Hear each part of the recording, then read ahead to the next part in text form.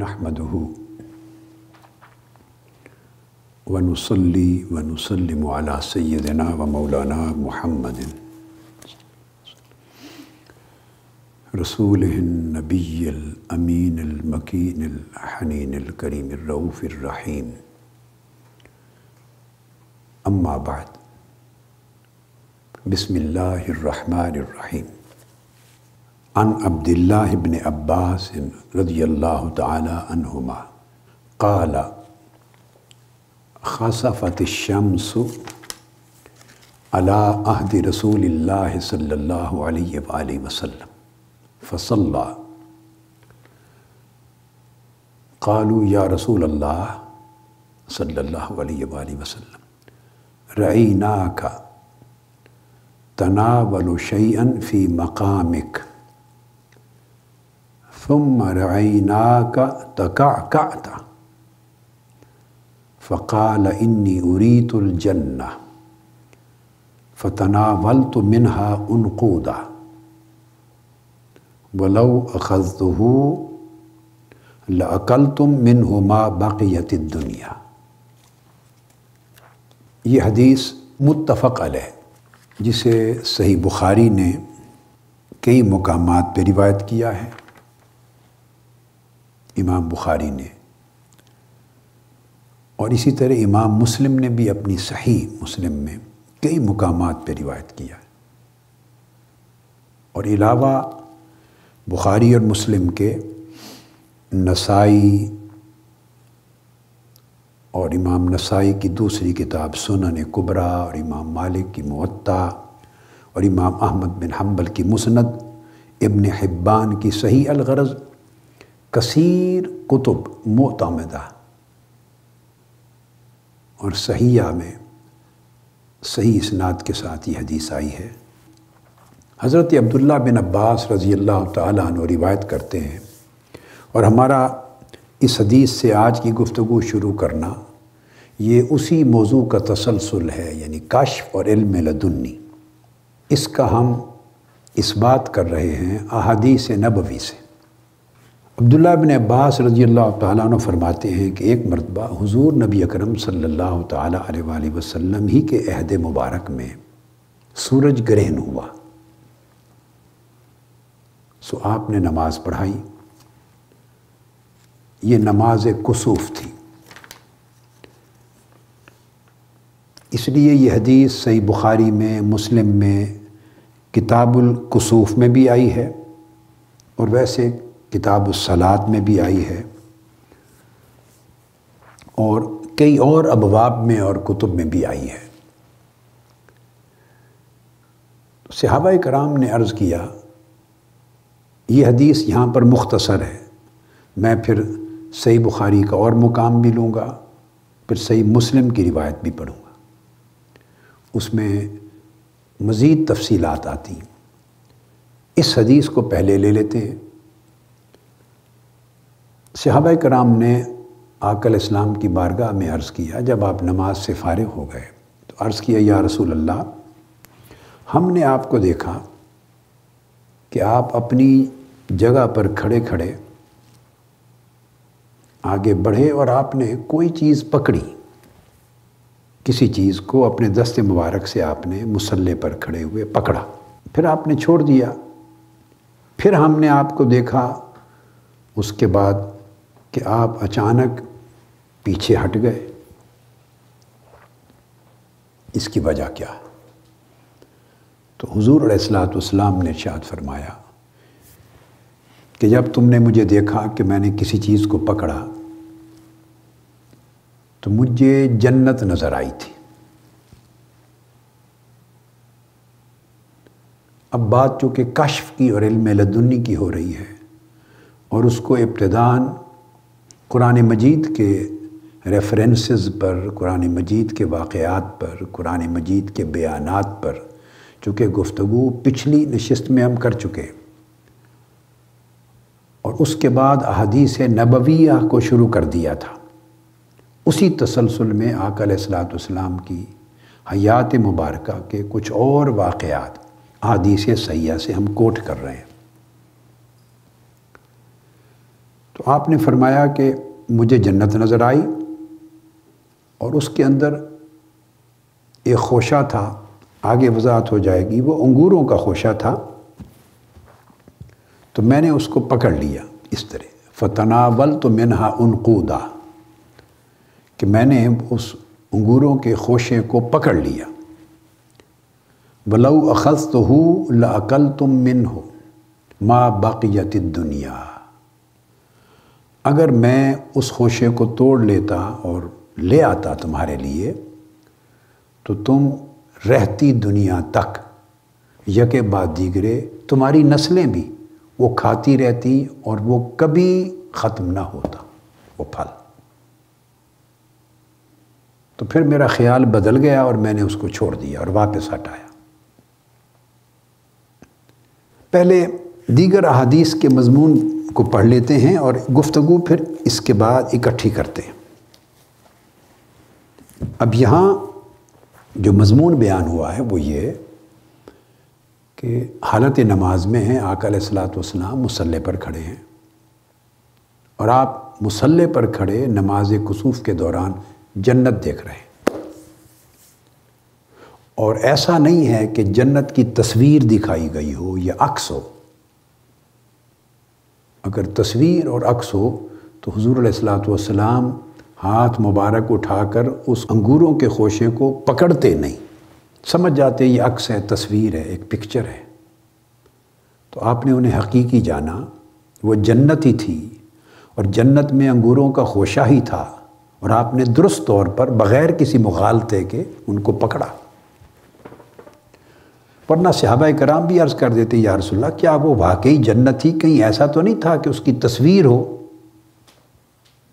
تو آقا علیہ السلام جواب دیتے تم کیا سمجھتے ہو کہ تصویر دیکھ کر تو میں ہاتھ اٹھا کر اس کھجوروں کے گوشے کو تصویر میں سے پکڑنا چاہوں گا؟ ایسی بات نہ ہو۔ اور پھر آپ کا فرمانا کہ اگر میں چاہتا تو توڑ کے لے آتا اور تم رہتی دنیا تک تادم حیات کھاتے رہتے، تو یہ اس جنت کے وجود پر، حقیقی وجود پر، انگوروں کے خوشے کے حقیقی وجود پر یہ سارا کلام دلالت کرتا ہے۔ اور بات صرف اتنی نہیں ہے، اب یہ صحیح بخاری کی ایک اور حدیث ہم لے رہے ہیں، اس میں جو الفاظ آئے ہیں وہ سن لیجئے۔ حضرت عبداللہ ابن عباس رضی اللہ تعالیٰ عنہ ہی راوی ہیں۔ قالوا یا رسول اللہ صلی اللہ علیہ وسلم رأیناک تناولت شیئا فی مقامک ھذا ثم رأیناک تکعکعت فقال انی رأیت الجنہ او اریت الجنہ فتناولت منها انقودا ولو اخذته لأکلتم منه ما بقیت الدنیا ورأیت النار فلم ارى کالیوم منظرا قط۔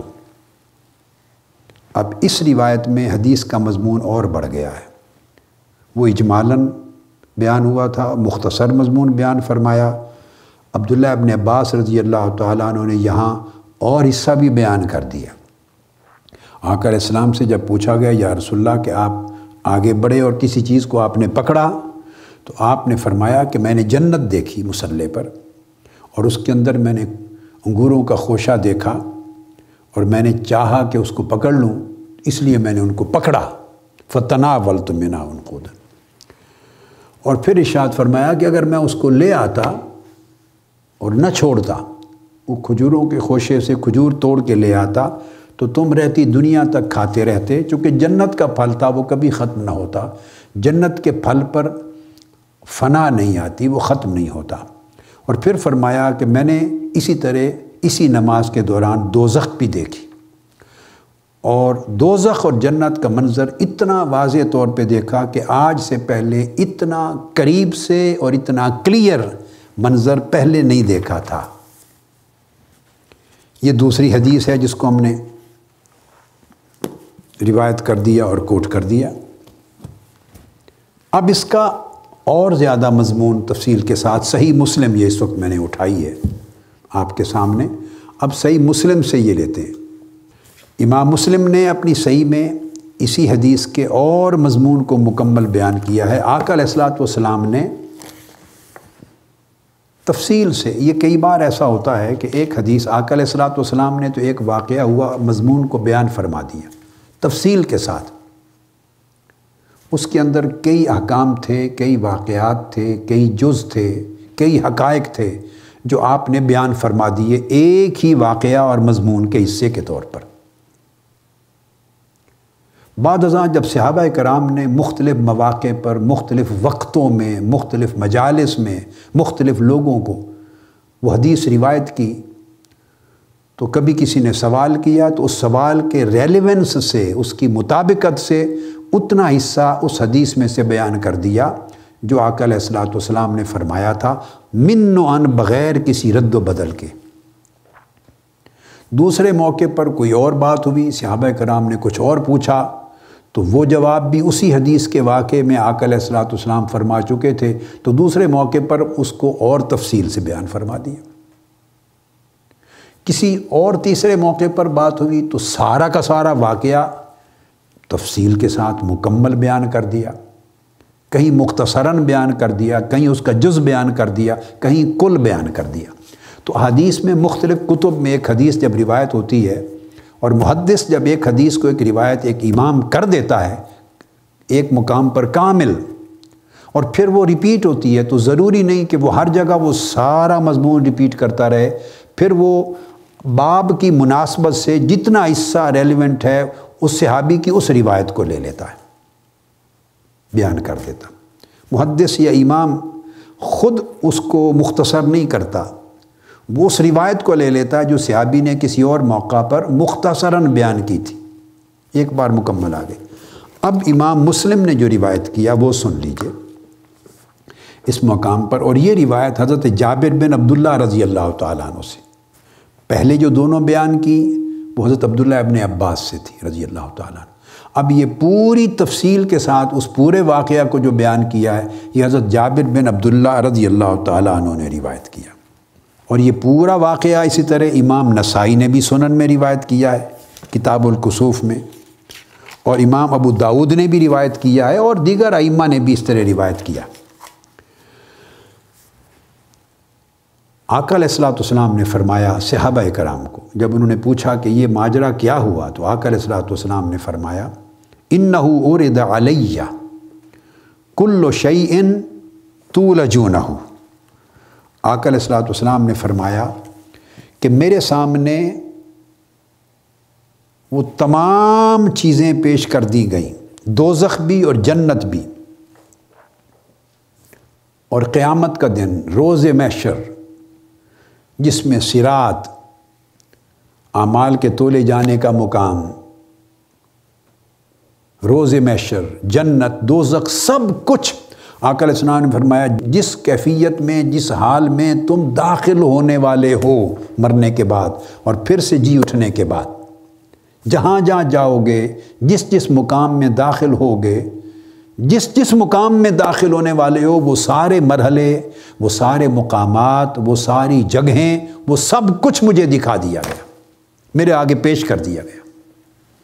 ایک ہی جملے میں آقا علیہ الصلوۃ والسلام نے اپنے پورے کشف کو بیان کر دیا۔ یہ کشف بیان ہو رہا ہے، کشف نبوی، جو حقیقت میں مکاشفہ کا اونچا درجہ ہے، مشاہدہ اور معاینہ۔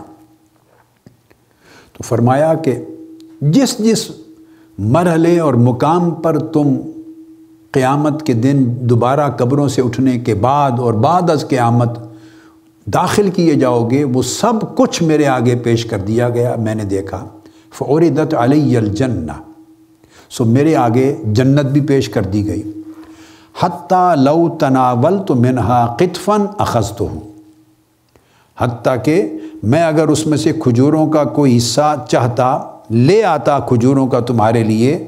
تو میں وہ بھی لا سکتا تھا، میں نے ان کو پکڑ لیا تھا، میرے ہاتھ میں تھا انگوروں کا گچھا، اور میں چاہتا تو وہ بھی تمہارے لیے لے آتا۔ پھر فرمایا وعرضت علی النار، اسی طرح میرے آگے دوزخ بھی پیش کر دی گئی، میں نے دوزخ کو بھی دیکھا۔ اب اگلا مضمون اس حدیث میں، فرأیت فیہا امرأۃ، من بنی اسرائیل تعذب فی ہرۃ لہا ربطتها فلم تطعمها ولم تدعها تأکل من خشاش الارض۔ تو آقا علیہ السلام نے فرمایا جنت کا واقعہ تو کوٹ کر دیا کہ میں نے یہ کچھ دیکھا، اور فرمایا دوزخ بھی میں نے دیکھی۔ پھر آقا علیہ السلام نے ایک باریک معائنہ بھی بیان فرمایا، یعنی جس کا دیکھتے سب کچھ، بیان اس قدر فرماتے جس کی ضرورت ہوتی۔ ایک چیز بیان فرما دیتے اس امر پہ دلالت کرنے کے لیے کہ سمجھ جاؤ کہ میں نے جب جنت و دوزخ کا مشاہدہ کیا تو اتنی باریکی دیکھی ہے، اور باریک بینی کے ساتھ اس مقام تک گیا ہوں، کچھ بھی چھپا نہیں رہا۔ ایک دو واقعات بیان فرما دیتے تاکہ دلالت اس سے ہو جائے کہ کیا کیا دیکھا۔ تو فرمایا حتیٰ کہ دوزخ میں نے اس عورت کو بھی دیکھا جو بنی اسرائیل کی تھی، اور اس نے اپنی بلی کو باندھ دیا تھا۔ اور ایک اور حدیث میں صحیح بخاری میں آیا ہے کہ کئی دن باندھے رکھا، اور اس کو نہ کھانا دیا نہ اس کو پانی دیا، باندھے رکھا اور نہ ہی اس کو چھوڑا کہ وہ زمین سے جو کچھ خوراک ہوتی ہے بلیوں کی کھانے کی، چھوٹی موٹی بوڑیاں، وہ کھا کے تو زندہ رہ جاتی، تو اس کو زمین کے لیے بھی نہیں چھوڑا۔ جو حشرات ارض ہوتے ہیں، کیڑے ہوتے ہیں، یا چھوٹی جڑی بوٹیاں ہوتی ہیں، پودے ہوتے ہیں چھوٹے، تو وہ چھوٹے پرندے ہوتے ہیں، جو کچھ بھی کھاتی ہیں بلیاں،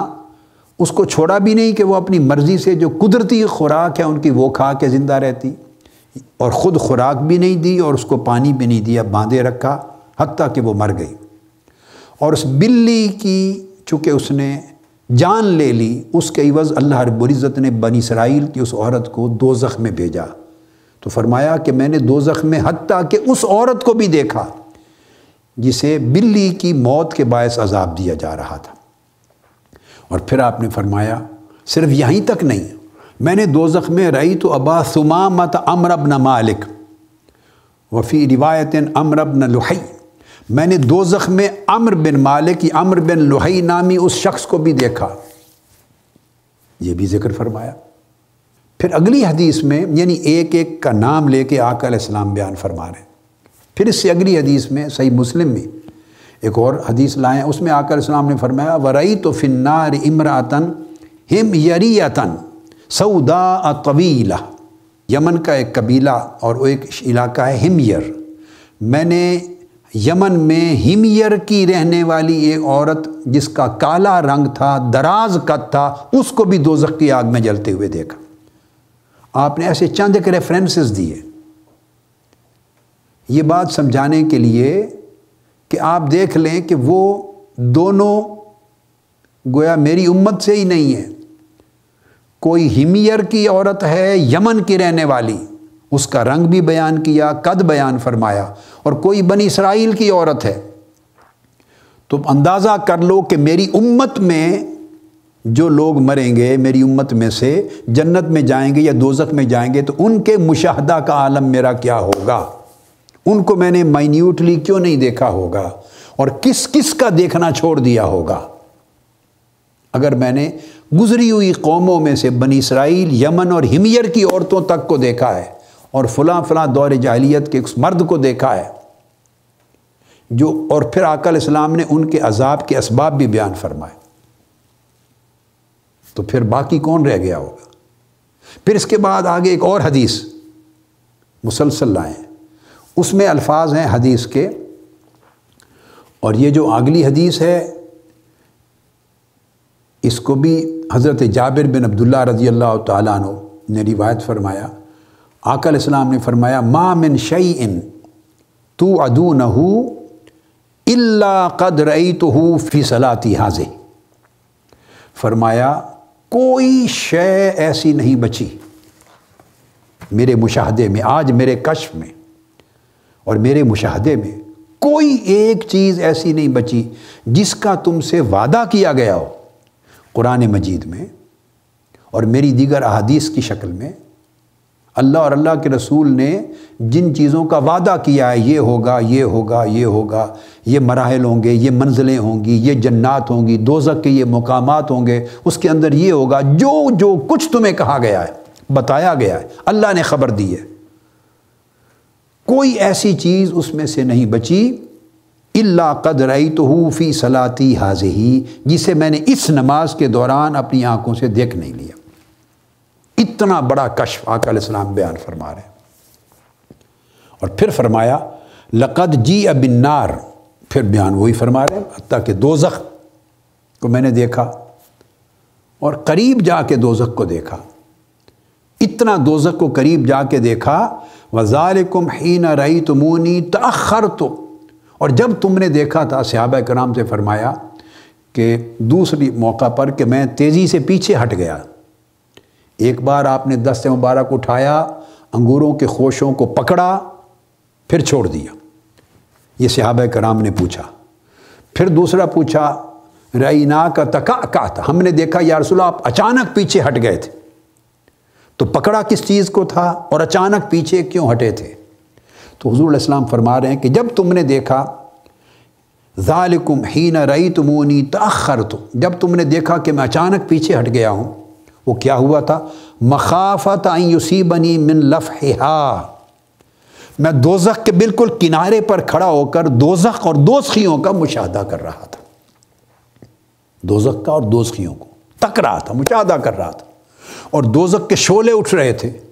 آقا علیہ السلام نے فرمایا کہ میں تیزی سے اس لیے ہٹا، چونکہ عین حقیقت تھی، تصویر نہیں تھی،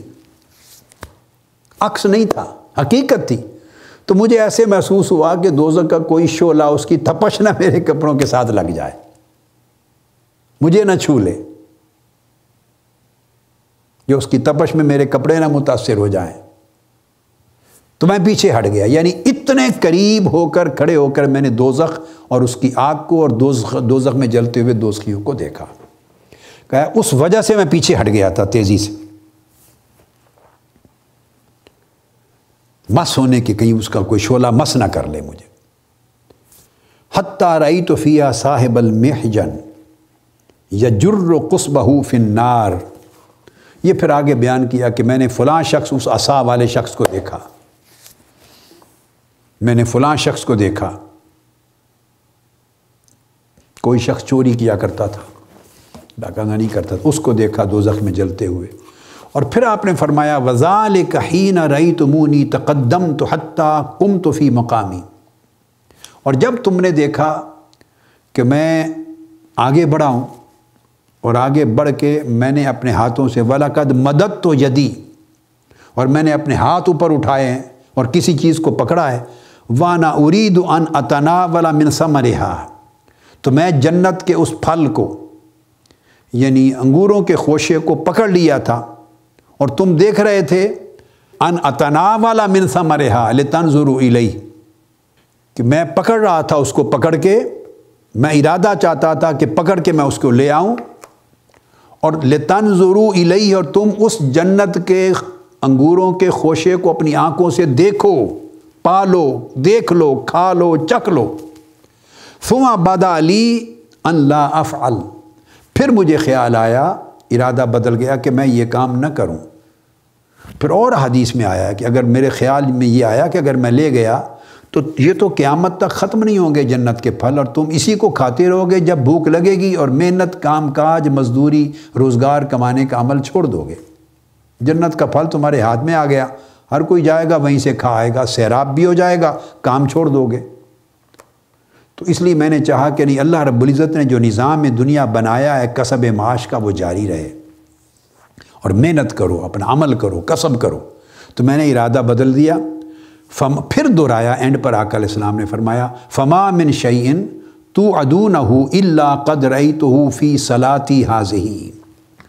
پھر آپ نے فرمایا کہ کوئی ایسی شے نہیں چھوڑی جو میرے کشف سے رہ گئی ہو،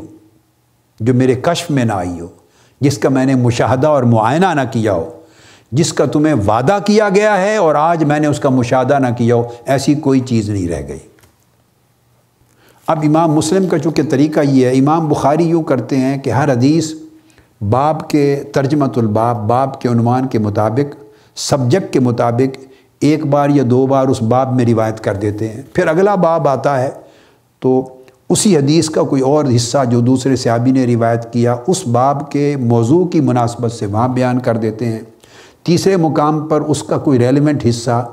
جو اس باب کے موضوع سے متعلق ہے اس کو وہاں بیان کر دیتے ہیں۔ امام بخاری متفرق مقامات پر بیان کرتے ہیں۔ امام مسلم کا طریقہ یہ ہے کہ وہ ایک حدیث تمام طرق سے اور تمام اسانید سے ایک ہی باب میں اکٹھی جمع کر دیتے، وہ حدیث کو اس طرح الگ الگ متفرق طور پہ بیان نہیں کرتے، وہ جمع کر دیتے۔ نظم میں مسلم صحیح بخاری سے بہتر ہے، احادیث کے تمام طرق کو جمع کرنے اور نظم کے ساتھ اکٹھا بیان کرنے کا یہ جو اسلوب ہے، اس میں یہ نظم صحیح مسلم صحیح بخاری کے نظم سے بہتر ہے، درجے میں بخاری صحیح مسلم سے اوپر ہے۔ اب یہاں اس کے بعد پھر یہی حدیث اور روایت سے بھی آئی ہے اور اس کو حضرت اسماء رضی اللہ تعالی عنہا نے روایت کیا ہے۔ یہ صحیح بخاری کی کتاب العلم میں بھی آئی ہے، امام بخاری نے بھی حضرت اسماء سے روایت کیا ہے کتاب العلم میں، اور کتاب الوضو میں بھی بیان کیا اور کتاب الجمعہ میں بھی بیان کیا ہے، لیکن یہاں امام مسلم اس کو ساتھ ہی لے آئے ہیں۔ اس میں بھی الفاظ یہ ہیں، آپ نے فرمایا ثم قال اما بعد، خطبہ دیا، ما من شیء لم اکن رأیتہ الا قد رأیتہ فی مقامی ھذا۔ آقا علیہ السلام نے فرمایا کوئی شے ایسی نہیں بچی جسے میں نے پہلے نہیں دیکھا تھا یا پہلے دیکھا نہیں کرتا تھا، ایسی ہر اس چیز کو میں نے آج اسی مصلے پر ایک ہی مقام پہ کھڑے ہوئے دیکھ لیا ہے۔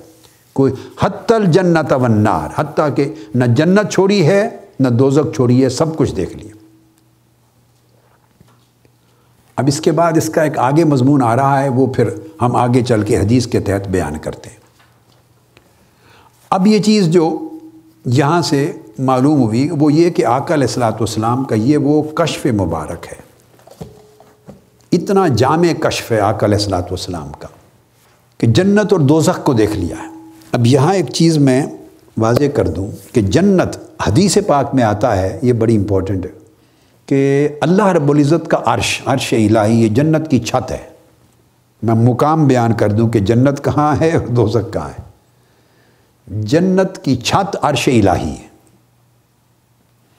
اور دوزخ کے بارے میں بیان آیا ہے کہ وہ ساتوں سمندروں کے نیچے، زمین کی تحت الثری سے نیچے، جہاں ساری زمینیں ختم ہو جاتی ہیں ان کے نیچے۔ اس کا مطلب یہ ہے کہ دوزخ تحت الثری میں سب سے نیچے اس کائنات میں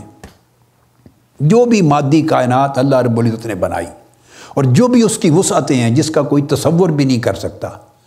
تو اسفل ترین سب سے نیچے کا کنارہ جو ہے وہاں دوزخ، اور کائنات کا سب سے اونچا کنارہ عرش الہی سے نیچے، اس کے بعد تو عالم لامکاں ہے۔ وہ عرش الہی چھت ہے جنت کی، تو وہاں پر جنت ہے۔ اس کا مطلب یہ ہوا کہ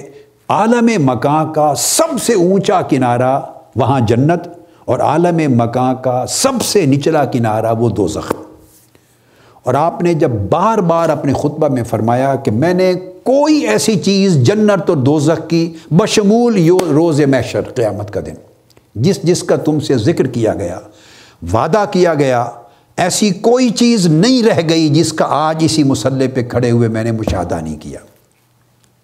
اس کا مطلب یہ ہوا کہ تحت الثری سے لے کے عرش معلی تک ساری کائنات کی وسعتوں کو آقا علیہ السلام نے ایک ہی مشاہدے میں دیکھ لیا، کوئی چیز نہیں بچی آپ کی۔ یہ آقا علیہ السلام کے کشف کا عالم ہے، اور آقا علیہ السلام کے اس دن کے مشاہدہ کا یہ عالم ہے۔ اور پھر وہ مشاہدہ اجمالی نہیں ہے، وہ اتنا تفصیلی ہے کہ آقا علیہ السلام نے بعض واقعات بیان کیے ہیں، افراد کے نام لے لے کر، ان کے قبیلے کا نام لے کر، ان کے زمانے کا نام لے کر، ان کے نسب کا نام لے کر، ان کی شکل، رنگت اور قد کا ذکر کر کے، پھلوں کا ذکر کر کے، ان کا پکڑنا، چھوڑنا، پیچھے ہٹنا، سب کچھ دیکھ کر بیان کیا۔ اتنا تفصیلی مشاہدہ، یہ اتنا عظیم کشف، یہ صرف شان نبوت محمدی صلی اللہ علیہ وسلم ہے، یہ آقا علیہ السلام کی شان اقدس۔ اب چونکہ یہ میں نے حدیث بیان کر دی، تو میں چاہتا ہوں کہ اسی مناسبت سے اسی حوالے سے ایک حدیث آئی ہے، اس کو بیان کر دوں، آگے اگلے مضامین آ جائیں گے، یعنی آقا علیہ السلام کے کشف کے سلسلے میں اور واقعات آ جائیں گے اسی بخاری اور مسلم سے، مگر ان دیگر واقعات کی طرف بڑھنے سے پہلے اسی ہی واقعہ کی، اسی دن کے کشف کا ایک واقعہ اور بیان کر دوں، اور وہ حدیث بھی صحیح بخاری میں۔ حضرت اسماء بنت ابی بکر رضی اللہ تعالیٰ عنہ روایت کرتی ہیں، اور یہ حدیث بھی صحیح بخاری کی کتاب الوضو میں جیسے میں نے بتایا، اور کتاب العلم میں بھی ہے، باب من لم یتودع الا من الغشی المثقل، اور حدیث نمبر 182 ہے، اور کتاب الجمعہ میں باب النساء مع الرجال فی الکسوف حدیث نمبر 1005 ہے، اور کتاب الاعتصام بالکتاب والسنہ، یہ سب صحیح بخاری میں حدیث نمبر 6857، اسی طرح صحیح مسلم بھی کتاب الکسوف میں، اور الاعز القیاس تمام کتب میں ہے، یہ بھی چونکہ متفق علیہ ہے یہ روایت بھی۔ حضرت اسماء بنت ابی بکر رضی اللہ تعالیٰ عنہ فرماتی ہیں، وہ خطبہ بیان کرتی ہیں اس روایت۔ پہلی جو حدیثیں بیان کی اس میں دوران نماز جو سورج گرہن کے وقت پڑھی جائے اس کو صلاۃ الکسوف کہتے ہیں، اور اگر چاند گرہن وہ پڑھی جائے تو صلاۃ الخسوف کہتے ہیں، خاء کے ساتھ۔ تو صلاۃ الکسوف کے اندر جو واقعہ پیش آیا، اور آقا علیہ السلام کا بڑھ کر انگوروں کے خوشوں کو پکڑنا، اور پھر دوسری بار پھر تیزی سے پیچھے ہٹ جانا، پہلی احادیث جو بیان کی بخاری اور مسلم سے، اس میں وہ واقعات بیان ہوئے تھے۔ اب یہ بخاری اور مسلم کی یہ جو روایت ہے، اس میں آقا علیہ السلام نے جو خطبہ دیا بعد ازاں نماز سے فارغ ہو کر، صرف حضرت اسماء بنت ابی بکر رضی اللہ تعالیٰ عنہ نے اس خطبہ کو روایت کیا۔ اسی وجہ سے یہ اس باب میں بھی امام بخاری لائے ہیں کہ جب صلاۃ الکسوف ہو تو عورتیں بھی مردوں کے ساتھ شریک ہوں نماز کے لیے، چونکہ حضرت اسماء بنت ابی بکر رضی اللہ تعالیٰ عنہ نے خود خطبہ سنا نماز کسوف سے فارغ ہونے کے بعد، روایت کر رہی ہیں، تو اس سے وہ مسئلہ بھی حکم بھی اخذ کر رہے ہیں۔ فرماتی کہ آقا علیہ السلام نے فرمایا، قال فی خطبتہ یوم خسفت الشمس فلما انصرف رسول اللہ صلی اللہ علیہ وسلم حمد اللہ واثنى علیہ۔ فرمایا جب صلاۃ کسوف پڑھائی اور آقا علیہ السلام نے سلام پھیرا، فارغ ہو گئے، تو آپ نے خطبہ دیا۔ اب خطبہ میں ارشاد فرمایا، ثم قال ما من شیء کنت لم ارہ الا قد رأیتہ فی مقامی ھذا حتی الجنۃ والنار۔ اب یہاں جو خطبہ کا ریلیونٹ حصہ میں کوٹ کر رہا ہوں، ریلیونٹ جو ہمارے موضوع کے ساتھ ہے اتنا، وہ بڑا توجہ طلب ہے۔ اس کے اندر دو نکتے، ایک بیان کشف ہے، اور ساتھ ہی متصلاً اگلے جملے میں بیان وحی ہے۔ اب اس سے یہ التباس پیدا نہیں کوئی کر سکتا، اور کسی کو ہونا بھی نہیں چاہیے کہ یہ جو مشاہدہ ہو رہا ہے یہ بھی وحی تھی۔ نہیں بھئی، وحی اور چیز ہے۔ وحی میں اطلاع دی جاتی ہے، خبر دی جاتی ہے، آواز دی جاتی ہے، علم دیا جاتا ہے، اور اوپر جو بیان کیا جا رہا ہے یہ مکاشفہ اور مشاہدہ ہے، آنکھوں سے جو مشاہدہ فرما رہے ہیں اور دست مبارک سے چیزوں کو پکڑ رہے ہیں اور کسی وقت تیزی سے پیچھے ہٹ رہے ہیں، تو یہ مشاہدہ اور مکاشفہ کی کیفیات ہے۔ تو پہلا جملے میں فرمایا کہ جو چیز میں نے رہ گئی تھی آج تک کہ مشاہدہ میں نہیں دیکھی تھی، وہ بھی آج دیکھ لی، اور آج میرا مشاہدہ عالم آفاق کا، پوری کائنات کا، تحت سرا سے عرش معلیٰ تک ساری کائناتی وسعتوں کا مشاہدہ آج اور مکاشفہ کشف مکمل ہو گیا۔ جو جو چیز بچ گئی تھی نہیں دیکھی تھی وہ بھی آج دیکھ لی۔ حتی الجنۃ والنار، حتیٰ کہ عالم مکان کے آخری کنارے تک، جنت کی چھتوں تک بھی دیکھ لیا، اور تحت سرا کے نچلے کنارے تک دوزخ کے احوال بھی دیکھ لیے۔ یہ ایک بات۔ دوسرا فرمایا وَلَقَدْ أُوحِيَ إِلَيَّ أَنَّكُمْ تُفْتَنُونَ فِي الْقُبُورِ، یہ دوسرا جملہ فرمایا، اور دوسری بات اس خطبے میں فرمایا کہ مجھے وحی کی گئی ہے، وہی فرمائی گئی ہے کہ تم ساروں کا امتحان لیا جائے گا قبروں میں جب تمہاری ڈیتھ ہوگی،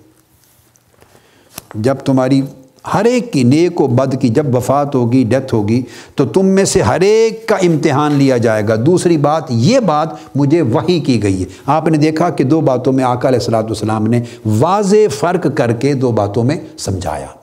پہلا مشاہدہ اور مکاشفہ تھا، وہ کشف تھا، جس کے ذریعے پوری کائنات کے مخفی حقائق کا علم اور ادراک ہو رہا ہے، اور دوسرا قبروں میں ہر ایک سے سوال جواب ہوں گے، اور قبروں میں ہر ایک کا امتحان ہوگا، آزمایا جائے گا، پوچھا جائے گا، اس کی وحی فرمائی گئی۔ اب یہاں سے پتہ چلا چند چیزیں، جو پہلا حصہ ہے جس میں فرمایا کہ جو کچھ میں نے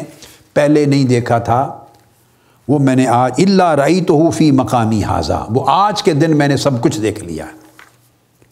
اس سے پہلی چیز یہ ثابت ہوتی ہے اور یہ دلیل اسٹیبلش ہوتی ہے آقا علیہ السلام کے ارشاد گرامی سے،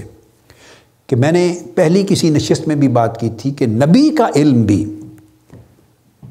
خواہ وہ علم بالوحی ہے، خواہ وہ علم بالمکاشفہ ہے، خواہ وہ علم بالمشاہدہ ہے، مغیبات کا علم ہے یعنی غیب کا علم ہے، خواہ وہ اطلاع کے ذریعے ہے، خواہ وہ اعلام کے ذریعے علم دینے کے اور طریقوں سے ہے جو اللہ پاک عطا کرتا ہے، خواہ وہ اخبار کے طریقے ہیں، خواہ وہ وحی کے طریقے ہیں، خواہ وہ وحی جلی ہیں قرآن کی شکل میں، خواہ وہ وحی خفی ہیں جو آپ کے قلب مبارک پر القاء کیا جاتا ہے، خواہ وہ فرشتے کے ذریعے علم دیا جاتا ہے، خواہ بغیر فرشتے اور واسطے کے علم دیا جاتا ہے۔ علم کی ساری شکلیں جن جن طریقوں سے اللہ کے نبی کو علم عطا کیا جاتا ہے، تو میں نے ایک بات پہلے کی تھی اور آج اس کو وضاحت سے کر رہا ہوں کہ ان تمام طریقوں سے حاصل ہونے والے علم میں ترقی ہوتی رہتی ہے۔ علم نبوت میں، معلومات نبی میں، نبی کی معلومات میں، نبی کی اطلاعات میں، نبی کے علوم میں، نبی کے معارف میں، یعنی وہ علوم حسیہ ہوں یا علوم غیبیہ ہوں، اس دنیا سے متعلق علوم ہوں یا آخرت سے متعلق علوم ہوں، ماضی کے حقائق کی اطلاعات ہوں یا مستقبل کے حقائق کی اطلاعات ہوں، جو بھی علم جس شکل میں جس طریقے سے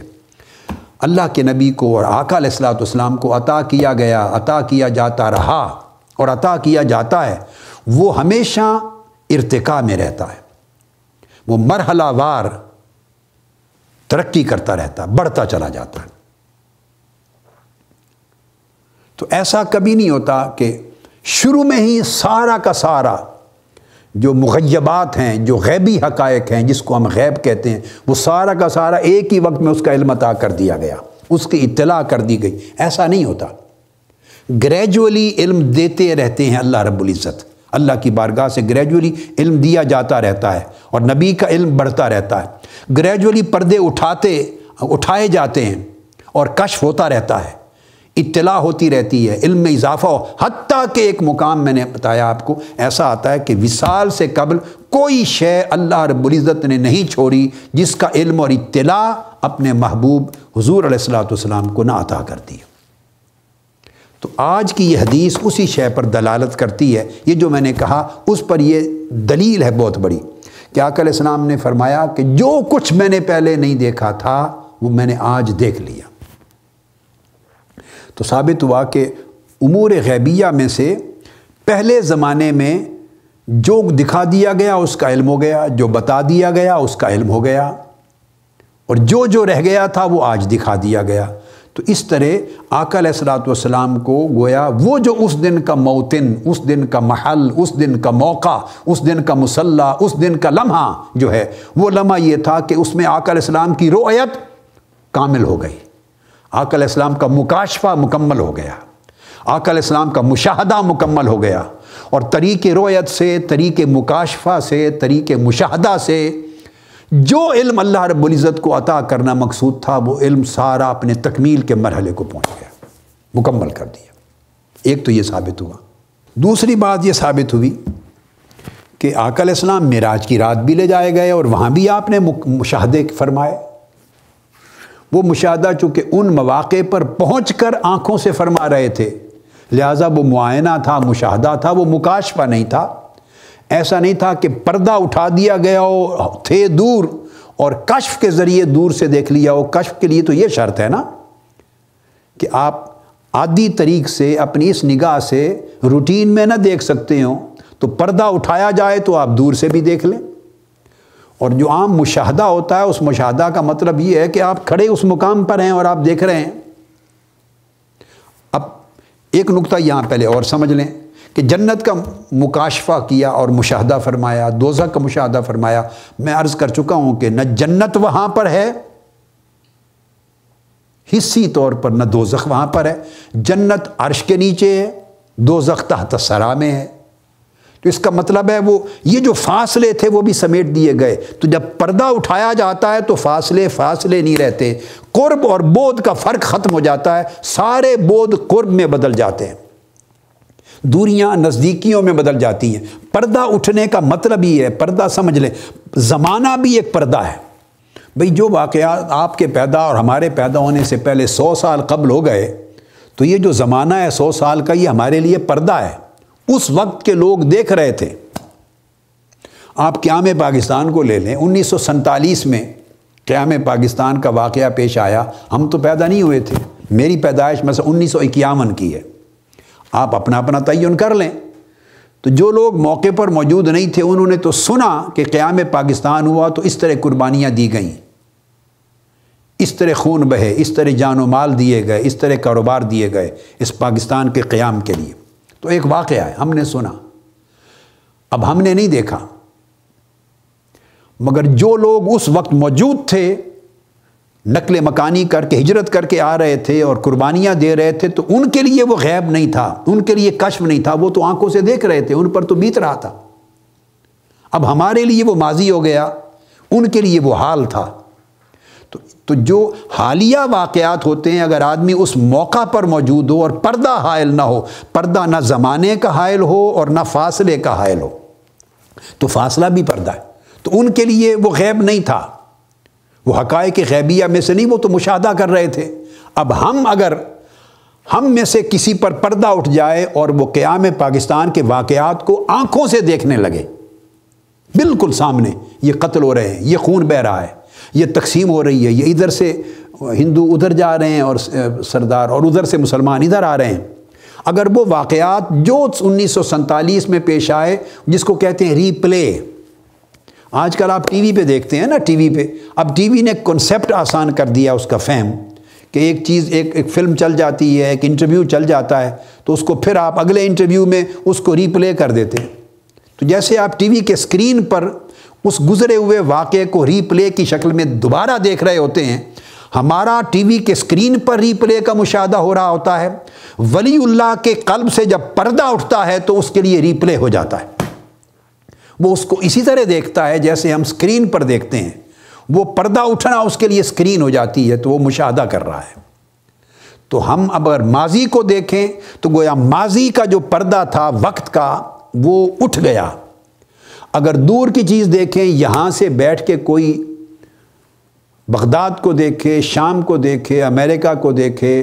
لاہور سے بیٹھ کے کراچی کو دیکھے، تو اس کا مطلب ہے فاصلے کا جو پردہ تھا وہ اٹھ گیا۔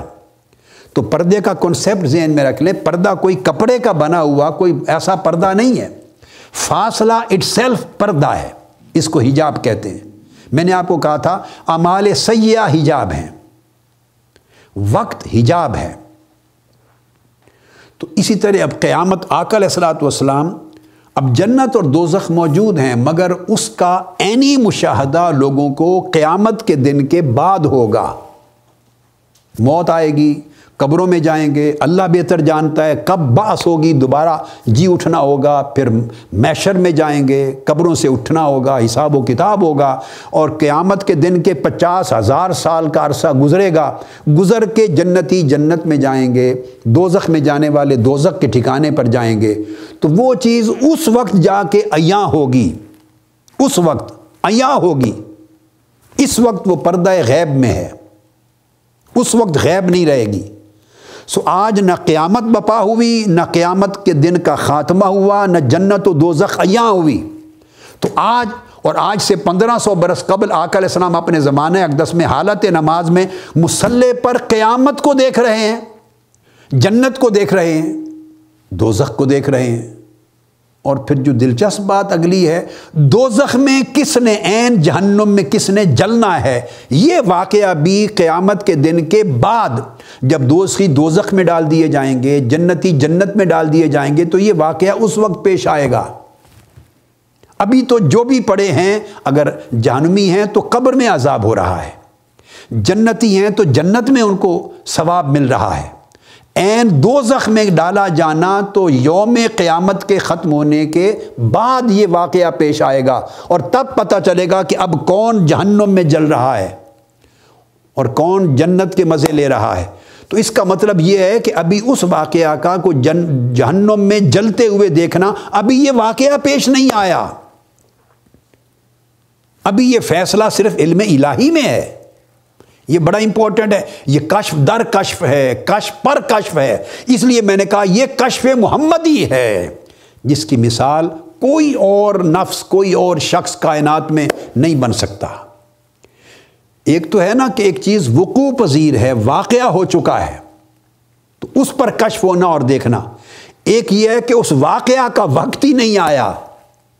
وہ واقعہ صادر نہیں ہوا، وقوع پذیر نہیں ہوا، ابھی وہ علم الہی میں ہے کہ وہ اپنے اعمال کر کرا کے، ایسے کرتوت کر کرا کے بالآخر قیامت کے دن حساب و کتاب سے گزر کے اس نے دوزخ میں جانا ہے اور دوزخ کی آگ میں جلے گا۔ وہ جو بعد از قیامت ہونا ہے ابھی وہ وقوع پذیر نہیں ہوا، واقعہ کو وجود نہیں ملا۔ آقا علیہ السلام کے کشف اور علم کا عالم یہ ہے کہ جو علم الہی میں مستقبل میں ہونا ہے اس کو بھی عین حسی مادی واقعہ کی طرح اپنی آنکھوں سے کشف فرما رہے ہیں، مشاہدہ فرما رہے ہیں۔ تو یہ مستقبل کی کوئی چیز دیکھتا ہے تو وہ کشف اس طرح ہوتا ہے۔ تو آقا علیہ السلام نے مستقبل کی جو ساری چیزیں بیان فرمائیں وہ ساری یا کشف کی ہیں یا وحی خفی کی ہیں یا آقا علیہ السلام کی اطلاع اور اعلام کی ہیں، سب کی پوزیشن اس طرح ہے۔ تو جو تو وحی کے ذریعے اطلاع دے دی گئی، آنکھوں سے نہیں دیکھا، اس پر تو کوئی کلام اس وقت نہیں ہے، چونکہ وہ تو آسانی سے بات سمجھ میں آ جاتی ہے کہ جو بعد میں ہونے والا ہے اللہ رب العزت نے فرشتے کے ذریعے یا ڈائریکٹلی اپنے نبی کو اس کا علم عطا کر دیا۔ علم مستقبل کے واقعات کا ہو جائے یہ ایک الگ چیپٹر ہے، مگر کشف کے ذریعے مشاہدہ کر لے اللہ کا نبی یا کوئی ولی اس واقعہ کا جو ابھی روئے زمین پر اس مادی کائنات میں ابھی اس کا واقعہ ہی نہیں ہوا، اس کو وجود نہیں ملا، اس واقعے کو اس کا دیکھ لینا، یہ وہ کشف ہے جو عام تصور سے بھی باہر ہے۔ تو اس کشف کی بات ہو رہی ہے۔ آقا علیہ السلام جب جنت و دوزخ کے دیکھنے کی بات کرتے ہیں، اور کیسے، یہ قدرت ہے اللہ رب العزت۔ اگر کوئی انکار کرے تو گویا اس نے متفق علیہ حدیث کا انکار کر دیا، علم یقینی کا، یہ کفر ہے۔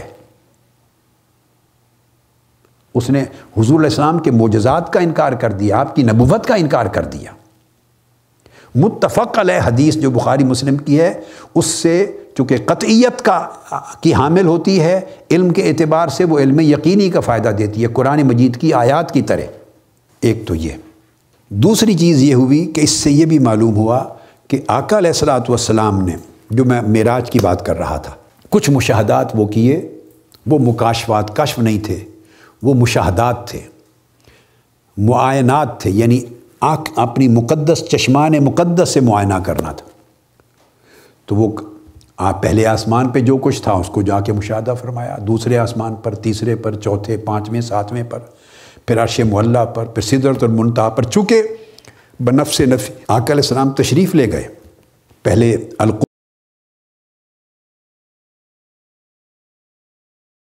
مسجد اقصیٰ میں گئے، مسجد حرام سے وہاں انبیاء کو نمازیں پڑھائیں، پھر آقا علیہ السلام اپنے جسد اقدس اور روح مبارک سمیت پھر اوپر گئے۔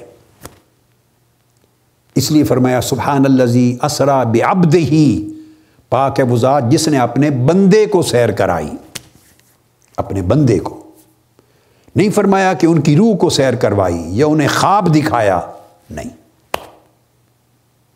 خواب دکھایا نہیں، ان کی روح کو سیر کرائی نہیں، ان کی روح کو لے گیا نہیں، بعبدہ، اپنے برگزیدہ بندے کو لے گیا مسجد حرام سے مسجد اقصیٰ تک۔ پاک ہے وہ ذات، اپنی قدرت کا بیان کر رہا ہے۔ اگر خواب میں دکھائی ہوتی تو اس میں کون سی قدرت کے اظہار کی ضرورت ہے؟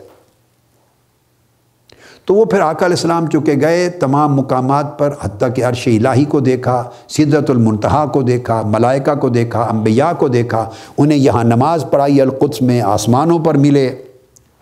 حتیٰ کہ جب گزرے تو موسیٰ علیہ السلام اپنی قبر میں صلاۃ ادا فرما رہے تھے۔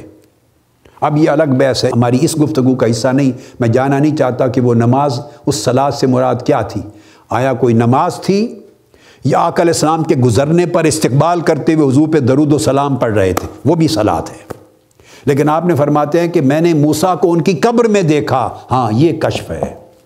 اس میں مشاہدات بھی ہو رہے تھے اس سفر میں اور مکاشفات بھی ہو رہے تھے. جو کچھ عیاں آنکھوں کے سامنے دکھائی دینے کے قابل تھا وہ تو مشاہدہ ہو رہا تھا، اور جو سر کی آنکھوں سے دیکھا جانے والا نہ تھا اور وہ دیکھ رہے تھے وہ مکاشفہ ہو رہا تھا اور معائنہ ہو رہا تھا. حتیٰ کہ پھر سدرۃ المنتہا سے گزرے، پھر مقام قاب قوسین تک گئے، حتیٰ کہ جلوہ حق دیکھا. اور ما زاغ البصر وما طغیٰ، نہ آنکھ جھپکی اور نہ بھٹکی. تو وہ مشاہدات کر کے آئے. مگر اس میں فرمایا کہ حضور علیہ السلام نے آیات کبریٰ دیکھی، اور پہلی آیت میں بھی فرمایا کہ ہم اس کو اس لیے لنوریہ من آیاتنا، کہ ہم انہیں اپنی نشانیاں دکھائیں. تو اس آیت میں جو 15ویں پارے کی پہلی آیت ہے اس میں بیان کیا گیا، اس لیے لے جا رہے ہیں کہ ہم سماوی کائنات میں اور عرش اور فوق العرش اور عالم مکان اور مکان کے بعد لامکان اور مقام قاب قوسین او ادنا تک، یہ سارا سفر اس لیے کروا رہے ہیں کہ ہم اپنی نشانیاں دکھائیں، اپنی آنکھوں سے دیکھیں. وہ ایک بات تھی. اب یہاں کیا ہو رہا ہے؟ تو وہاں تو معراج کی رات آقا علیہ السلام نے ان مقامات پر جا کر دیکھا جو دیکھا اور جو اللہ پاک نے دکھایا. اور یہاں ایک الگ منظر ہے. یہ آقا علیہ السلام نے تو آسمانی سفر نہیں فرمایا، عرش تک نہیں گئے. یہاں آپ تو نماز پڑھا رہے ہیں سورج گرہن کی، اور وہ جو معراج کی رات وہاں سب کچھ جا کے دیکھا. یہاں آقا علیہ السلام کی شان نرالی ہے کہ یہاں مدینہ کی مسجد نبوی میں مصلی پر کھڑے ہو کر حجابات اٹھ گئے اور تحت ثری سے عرش معلیٰ تک سب کچھ دیکھا اور جنت و دوزخ کو دیکھا. تو اس سے تیسری چیز یہ ثابت ہوئی کہ گویا آقا علیہ السلام کے لیے اور اللہ کے ایسی برگزیدہ ہستیوں کے لیے کوئی ایک طریقہ، دو طریقے، ان پر علم محصور نہیں ہے، مقید نہیں ہے، منحصر نہیں ہے کہ بس جائیں تو دیکھیں، لے جایا جائے تو دیکھیں اور علم ہو. نہیں، وہ اللہ کی قدرت ہے اور اس کے حبیب صلی اللہ علیہ وسلم کے ساتھ اللہ کا تعلق ہے. وہ جو چاہے جس مقام پر جتنے وقت میں دکھا دے. اور وہ مشاہدہ شاید صدیوں میں کوئی نہ کر سکے جو آقا علیہ السلام نے 2 رکعت نماز میں تحت ثری سے عرش معلیٰ تک کر لیا. تو یہ پتہ چلتا کہ عالم علوی اور عالم سفلی اور عالم ملکوت اور عالم ناسوت سب کچھ آقا علیہ السلام نے ایک ہی مختصر سے لمحے میں 2 رکعتوں کے اندر دیکھ لیا. اور اس کے بعد پھر آگے جو کچھ قیامت کے بعد میں بیان کر چکا ہوں، قیامت کے بعد ہونے والا ہے جنت و دوزخ میں جو واقعہ ابھی تک صادر نہیں ہوا عالم حسی میں، تو اس کے صادر ہونے اور اس واقعہ کو وجود ملنے سے بھی پہلے وجود مصطفیٰ نے دیکھ لیا، آقا علیہ السلام نے دیکھ لیا. پھر اس کے بعد آگے پھر اسی حدیث پاک سے یہ بھی معلوم ہوتا ہے، تو یہاں بڑا امپورٹنٹ چیز ہے اس حدیث میں آگے جو الفاظ آ رہے ہیں، یہ پوری حدیث یہی حدیث پاک جس میں آقا علیہ السلام نے فرمایا کہ تمہیں یہ تو مشاہدہ تھا اور مکاشفہ تھا. پھر فرمایا کہ اب مجھ پر وحی کی گئی ہے کہ تم میں سے ہر ایک کو اس کی قبر میں سوال کیا جائے گا. یہ بڑی ایک عجیب، اس کے اندر ایک حکمت اور ایک بڑی معرفت ہے. اب وہ ایک الگ نقطہ سمجھنے سے تعلق رکھتا ہے. فرمایا وَلَقَدْ أُوحِيَ إِلَيَّ. اب یہ دوسرا نقطہ، پہلا مضمون مکمل ہو گیا. وہ وحی نہیں تھی، وہ مکاشفہ اور مشاہدہ تھا، پردے اٹھا کر سب کچھ دکھا دینا تھا. اب وحی کی گئی ہے، میرے قلب اطہر پر یہ علم وارد کیا گیا ہے. اللہ پاک نے القاء کیا ہے یہ علم. کیا؟ کہ ہر شخص کا قبروں میں امتحان لیا جائے گا. اور کیا لیا جائے گا؟ فیقال، جب دفن کر کے آپ واپس پلٹ آئیں گے آپ لوگ، تو اس سے فرشتے آ کے پوچھیں گے ما علمک بہذا الرجل. آقا علیہ السلام نے فرمایا، بڑے اشارے میں لطیف بات فرما گئے، ما علمک بہذا الرجل. آقا علیہ السلام نے فرمایا یہ پوچھا جائے گا میری طرف اشارہ کر کے، اور میں سامنے ہوں گا اس کے، کہ اس کے بارے میں تمہارا عقیدہ کیا تھا. اور احادیث اس کے ساتھ بھری پڑی ہے. بخاری مسلم کی متفق علیہ حدیث کے الفاظ ہیں، پوچھا جائے گا ما کنت تقول فی ھذا الرجل. یہ اب کشف کی بات میں کر رہا ہوں، میں باقی پہلوؤں کو اب نہیں لے رہا. اس حدیث کے بہت سے گوشے ہیں، اب صرف پہلو کشف لے رہا ہوں. آقا علیہ السلام نے فرمایا پوچھا جائے گا کہ اس شخص کے، اس ہستی کے بارے میں تو کیا کہا کرتا تھا. یہ لفظ ہے ما کنت تقول. تو اس ہستی کے بارے میں زندگی میں کیا کہا کرتا تھا، کیا کہتا تھا؟ اور دوسری حدیث وہ بھی بخاری مسلم کی متفق علیہ روایت، اس کے الفاظ ہے ما علمک بہذا الرجل، اس ہستی کے بارے میں تیرا عقیدہ کیا تھا، ان کی شان کے بارے میں، ان کی عظمت کے بارے میں، ان کی معرفت کے بارے میں، ان کے علو مرتبت کے بارے میں، ان کی شان کیا تھی، تیرا عقیدہ کیا تھا اور تو کہتا کیا تھا، یہ پوچھا جائے گا۔ لہٰذا تمام طلباء، طالبات، تمام مسلمان، آقا علیہ السلام کے کلمہ گو، اسلام کے کلمہ گو، اللہ کے بندے، سب کو میری نصیحت ہے کہ آخرت کو بہتر کرنے کے لیے حضور کی معرفت کو بہتر کرو۔ آقا علیہ السلام کی معرفت بہتر کیے بغیر آخرت کسی کی بہتر نہیں ہوگی۔ آقا علیہ السلام کی شان اقدس کو جاننے سمجھنے کی کوشش کرو، اس کو کاملاً سمجھ تو کوئی نہیں سکتا، مگر جتنی رتی برابر بھی آپ کی سمجھ ہے، ہماری سمجھ ہے، ہمارے دماغ کی، اس قدر ہی معرفت ہو جائے جتنا پتہ چل سکتا ہے۔ اب یہ سوال کہ بہذا الرجل، اس ہستی کے بارے میں تو کیا کہا کرتا تھا؟ تو مومن جواب دیتا ہے، مومن فیقول ہوا محمد رسول اللہ، یہ محمد ہے اللہ کے رسول، جاءنا بالبینات والہدی، ہمارے پاس اللہ کی واضح نشانیاں، معجزات اور ہدایت لے کر آئے۔ فعجبنا وآمنا واتبعنا، ہم نے ان کو لبیک کہا، ہم ان پر ایمان لے آئے، ہم نے ان کی اتباع کی، پیروی کی۔ جب وہ یہ پہچان لے گا آقا علیہ الصلوۃ والسلام کو، مومن پہچان لے گا، جواب دے گا، معرفت ہو جائے گی، تو فیقال نم صالحا، اچھا تو پہچانتا ہے میرے محبوب کو، اے نیک بندے اب سو جا، آرام کر، اب تجھے کوئی ڈسٹرب کرنے کے لیے نہیں آئے گا۔ تو اس کی نیند شروع ہو جائے گی، آرام سے سوئے گا۔ اب اس حدیث سے جو میں یہ بخاری مسلم کی جو میں نے دونوں لفظ بول دیے، ما کنت تقول فی ھذا الرجل، اس ہستی کے بارے میں تو کیا کہا کرتا تھا، یا اس ہستی کے بارے میں تیرا عقیدہ کیا تھا، یہ تمام کتب میں یہ حدیث آئی ہے۔ اب اس کے بارے میں اس طرح ابو داؤد اور ترمذی کے بھی الفاظ یہی ہیں، فیقولان ما کنت تقول فی ھذا الرجل، تو اس ہستی کے بارے میں کیا کہا کرتا تھا۔ تو ابو داؤد ہے، ترمذی ہے، بخاری ہے، مسلم ہے، مسند احمد بن حنبل ہے، جتنی کتب حدیث کی اٹھا لیں، سب کے الفاظ یہ ہیں ھذا الرجل۔ اب یہاں سے یہ اسی حدیث میں بیان آیا، جو پہلے بیان ہو رہی ہے وہ مکاشفہ کائنات کی، جنت و دوزخ سب کچھ دیکھ لینے کی جو کشف اس کی بیان ہو رہی ہے، وہ یہ کہ جب پوچھا جاتا ہے کہ اس ہستی کے بارے میں تو کیا کہا کرتا تھا، یہ بات ایک طے شدہ ہے، اس میں کوئی شک نہ ہے، نہ ہونا چاہیے کہ ھذا، یہ جو اسم اشارہ ہے یہ قریب کے لیے بولا جاتا ہے۔ جب تک کوئی قریب نہ ہو، بالکل آنکھوں کے سامنے نہ ہو، تو ھذا استعمال نہیں کرتے۔ اب یہ کہنا ما کنت تقول فی ھذا الرجل یا ما علمک بھذا الرجل، اس ہستی کے بارے میں تو کیا کہتا تھا، اس سے مراد ذات مصطفیٰ ہے صلی اللہ علیہ وسلم، اس میں کوئی شک کی گنجائش نہیں ہے۔ کوئی آدمی ادھر ادھر کی بات کرے تو صرف گمراہی اور نادانی اور جہالت اور بے خبری، چونکہ وہ جواب دے رہا ہے، وہ جواب میں وہ کہہ رہا ہے کہ وہ محمد رسول اللہ، یہ اللہ کے رسول ہے۔ اب جو ھذا الرجل فرشتے کہہ رہے ہیں اس ہستی کے بارے میں تو کیا کہتا تھا، تیرا کیا عقیدہ ہے،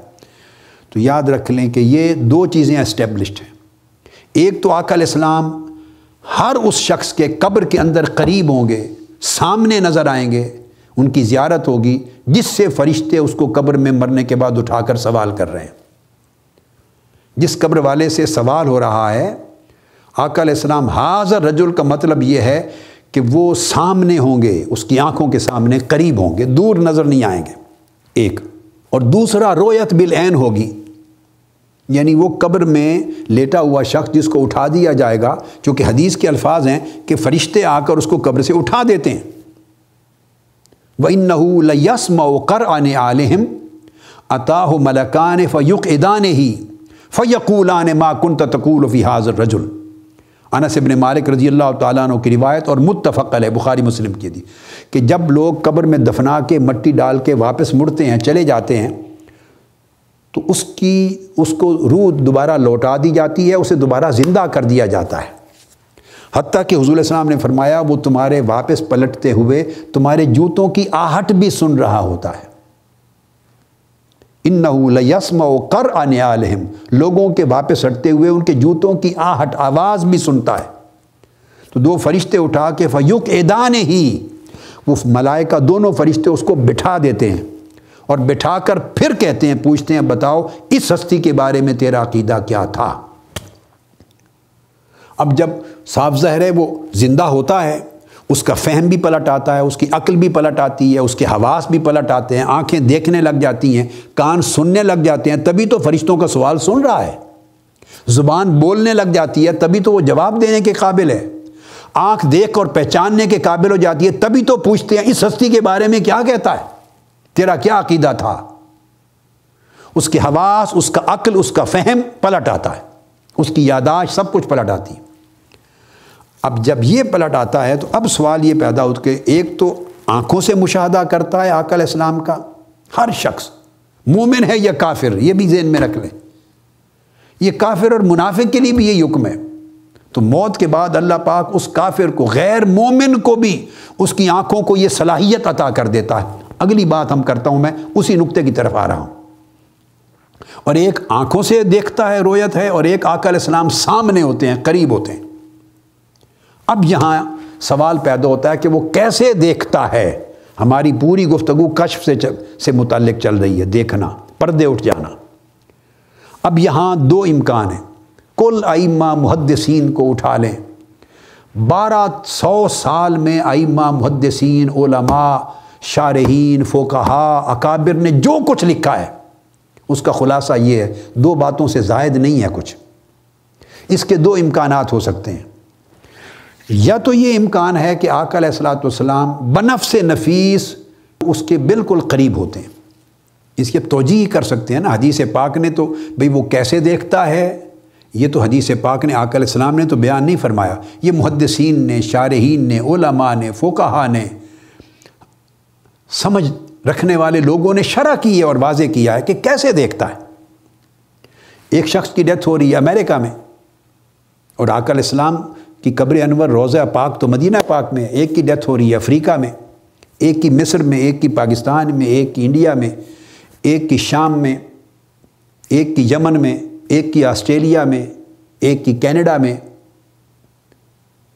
دنیا کے مختلف ممالک میں بیک وقت، یہ بات سمجھ رہے ہیں، بیک وقت سمجھے 100 آدمی مر گئے ایک وقت میں، یہ 1000 آدمی مر گیا ایک وقت میں، ایک ہی وقت میں دفنائے گئے، ایک ہی وقت میں فرشتے پہنچ گئے اس کے پاس۔ اور دنیا کے مختلف بر اعظموں میں، مختلف ملکوں میں جب ایک ہی وقت میں دفنائے گئے تو ایک ہی وقت میں سوال ہوا۔ یہ نہیں ہو سکتا کہ اس میں ٹائم ڈیفرنس ہو جائے کہ اس وقت پوچھنے کے لیے امریکہ گئے ہوئے ہیں منکر نکیر، تو ادھر سے فارغ ہو کے آئیں تو پھر جو یمن میں مرا پڑا ہے پھر اس سے پوچھ لیں، اس سے پوچھ کے یمن سے فارغ ہوں تو افریقہ والے سے پوچھ لیں، وہاں جو افریقہ میں پریٹوریا میں مر گیا ہے، جوہانسبرگ میں مر گیا ہے، اس سے فارغ ہو کے آئیں تو پھر پوچھیں جو ڈیلس میں مر گیا ہے،